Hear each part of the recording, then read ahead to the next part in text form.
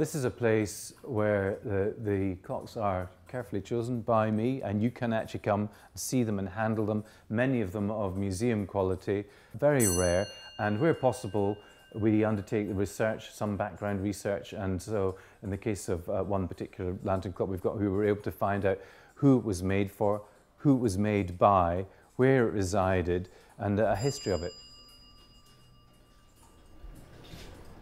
There's also the opportunity for people to see clocks disassembled. If they bring something in for repair, they can actually see the process of them being taken apart, cleaned, overhauled.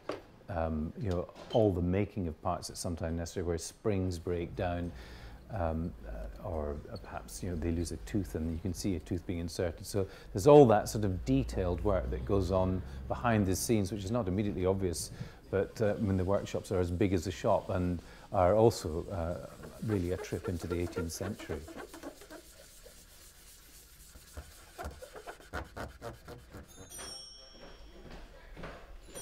We try to set the shop out in such a way that people can see things set in the context in which they were originally made. So we, for example, we have a late 17th century table here, and on it we have a mid 18th century table clock, which is pretty much as perhaps the two things might have been put one century after another.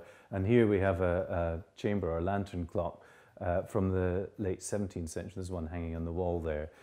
So we try and have a good selection of some actually quite famous lantern clocks from the period.